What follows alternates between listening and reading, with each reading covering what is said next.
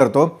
जनसुरक्षा विधेयक त्याची महाराष्ट्राला किती आवश्यकता आहे, त्याला होणारा विरोध, त्यामागची नेमकी कारण काय आहे। सरकार ज्यावेळेला विधेयक मंजूर करताना दिसतंय त्यावेळेला मात्र विरोधकांचा विरोध अजूनही तितकाच तीव्र, त्यामागची नेमकी कारण काय। हनुमंतजी।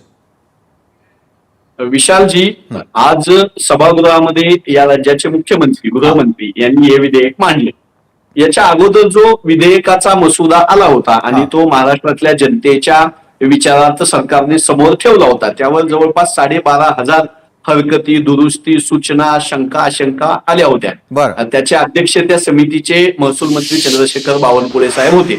आणि नंतर महाराष्ट्रामध्ये पत्रकार असतील, विचारवंत असतील, विरोधी पक्ष असतील, ही सगळी इतकी काही दुधखुळी नाहीयेत की कुणीतरी त्यांना भडकवलं म्हणून ते भडकतील। त्या विधेयकामधल्या एका मुद्द्याचं क्लॅरिटी हवी होती आणि ती लोकशाहीमध्ये मागणं आणि त्यावर सभागृहामध्ये चर्चा होणं हे आज झालं। आपण जे बघितलं ते या विधेयकाच्या मंजुरीसाठी विचार करण्यासाठी जी संयुक्त समिती नेमलेली होती, त्यामध्ये आमचे आदरणीय सतेज पाटील साहेब होते, आमचे नानाभाऊ पटोले साहेब होते आणि भास्करराव जाधव साहेब, जयंतराव पाटील साहेब अशी मंडळी होती।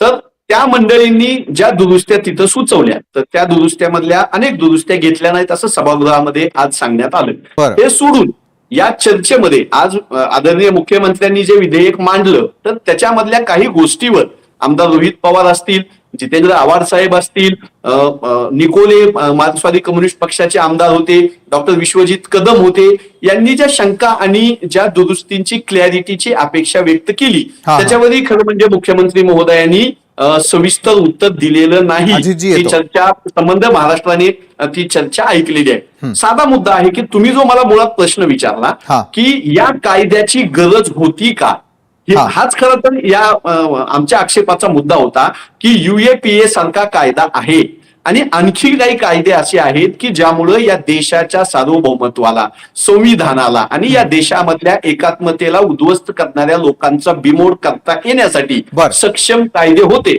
आणि 75 वर्षामध्ये कुठं बीजेपीचं सरकार असेल, कुठं काँग्रेसचं सरकार असेल किंवा काँग्रेस बीजेपी सोडून इतर सरकार होती, या सरकारांनी या देशातल्या नक्षलवाद्याचा यशस्वीपणे सामना केलेला आहे, बिमोड केलेला आहे। आणि जवळजवळ आता शहरी नक्षलवाद ज्याला हे म्हणतायत किंवा ज्याला शस्त्र घेऊन आक्रमण करणे म्हणतात, हिंसा करणे म्हणतात, तो आम्ही संपवलाय आणि तो सगळ्यांनी संपवलाय। आज सुधीरभाऊ मुनगंटीवार भारतीय जनता पक्षाचे ज्येष्ठ नेते आहेत, त्यांनी काँग्रेस पक्षाचं यातलं योगदान त्यांनी सांगितलं, आम्ही सांगण्यापेक्षा। आमचे कितीतरी नेते या लढाईमध्ये शहीद झालेले आहेत या सशस्त्र नक्षलवाद्याच्या विरोधात।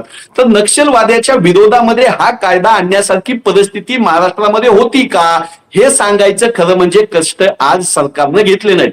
किती नक्षलवादी महाराष्ट्रात सक्रिय आहेत, किती सशस्त्र संघटना आहेत, त्यांचा बिमोड करण्यासाठी पोलीस काय करतायत, गृह खातं काय करतायत, त्यांच्या आगामी काही देशाच्या धोक्यासाठी काही अहवाल होते का, हे सगळे यायला हवे होते, मात्र ते काहीही आलं नाही।